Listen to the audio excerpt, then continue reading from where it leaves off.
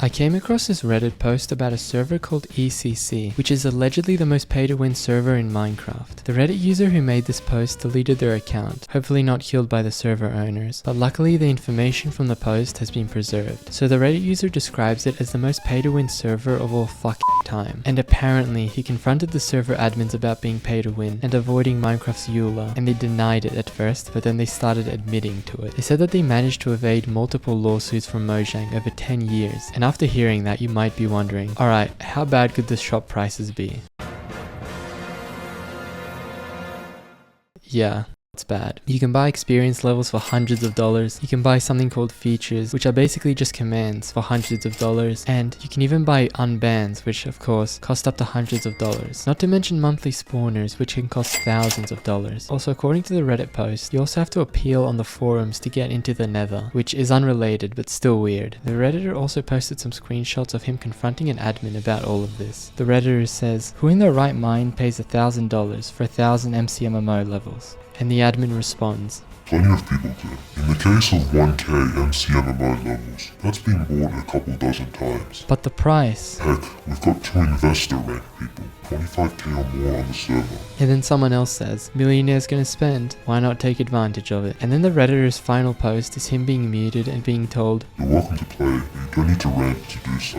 Also, pistons are banned on the server, and any automated farms are as well, which I'm guessing is because the server hardware can't handle it. But the real question is, the server's making tens of thousands of dollars, why can't they get better hardware? Well, I don't know. So after seeing all of this, I was very curious about this server, and whether it was still up and running 4 years later. And to my surprise, the server's still running, and not only that, but it's averaging at about 100 players online at a time. Straight away I went on their online store, which is apparently the #1 major economy in Minecraft, which is probably true if people are spending thousands of dollars on Minecraft items. So after seeing the store, I was almost convinced that it's a money laundering scheme, because these ranks that cost hundreds of dollars only last for 30 days, which means that people will keep paying to keep the benefits. I was curious though, what's the single most expensive item on this store? Well, there are ranks which can cost up to hundreds of dollars and have a lot of exclusive commands, but the single thing that's most expensive is something called Wizard Plus 3. So this usually costs $1,000, but thanks to the generosity of the server owner, it's currently on sale for $645. You might be wondering, what is this fabled Wizard Plus 3? Is it something that extends your lifespan in real life? Maybe you get a brand new iPhone that's included with a purchase. Well, according to their website, it says, with a wizard feature, you can upgrade any mythic sword in your possession, or charge a price to upgrade another user's mythic sword. So basically, you can upgrade a mythic sword to level 3 once every 90 days if you buy this. This is straight up an $1,000 sword. Now, I'm gonna be honest, even though this sword is definitely overpowered and has a lot of abilities, you could probably go buy a real sword with that kind of money, or even just anything else. By the way, there are also more expensive things on the store, like the 100 monthly spawners, which usually cost up to $4,000, and it's currently on a discount for 2.5k. But that sword is the most expensive single item you can get. Also, it seems like you can't buy unbans anymore, which is actually a good change if they did that since the Reddit post. So after seeing this, I went on the server myself to speak to someone who's bought these things and find out why. Once I joined the server, I got hit by a barrage of signs. I got myself a free kit, which is surprisingly good, and I start randomly trying to teleport to people, which they aren't happy about. But I finally find someone who accepts my teleport request. During this whole time, the chat is dead quiet, and so I ask why no one's chatting, and apparently the reason is people are too busy making money, which is fair enough. Everyone's on that grind set on this server. It's the only way to afford those shop prices. I ask them if anyone's bought any of that stuff from the shop, to which no one replies. Honestly, they probably thought I was joking, because obviously they've spent money on the shop. So then I ask if there's any millionaires on the server. Then someone called Sky Goddess Kiwi responds and says, "There are several millionaires on here, I believe." That's crazy. Then I also ask people how much they've personally spent on the server, and Sky Goddess says that she spent over $5,000 across 7 years on features. So I hear this and I have to ask the question. The server isn't a money laundering business, right?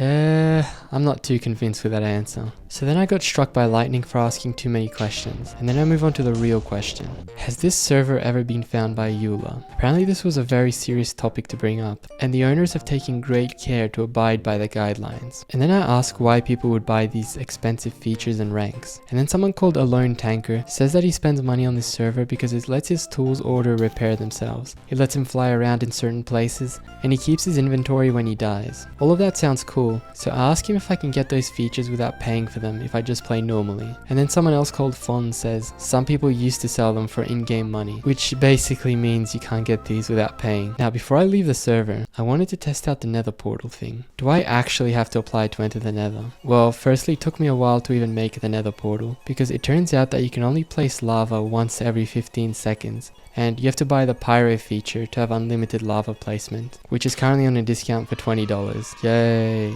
Fire charges were also disabled, so after making a flint and steel, it turns out it was true. You need to buy a rank called Survivor and apply on the forums to enter the nether. Luckily the Survivor rank only costs in-game currency. Also, some really nice person called Exolena gave me 40k for the Survivor rank, but unfortunately I had to make a forums account to apply to go to the nether, so that was the end of that. Also, something I noticed while making the portal was that the server owner had come online. Unfortunately at this moment, my OBS recording cut off because I'm currently using a crappy laptop. But basically I asked the owner if people have ever bought Wizard++, which is the $1,000 sword, and he told me that many have actually bought it. Also, he said that there's a lot of rich individuals that spend money on this server, and that Wizard++ was just a way to support the server, rather than people buying it for its benefits. I also asked the owner if the server was pay to win, and he freely admitted that it was, but he also said that it was EULA compliant. Also, luckily I noticed that my OBS wasn't recording anymore, so I made a new recording for this next bit. After that, I asked him for clarification on how the server could be both EULA compliant and pay to win, and suddenly everyone started saying that the server wasn't pay to win, even though the owner said that it was just a few minutes ago. But yeah, the owner tells me,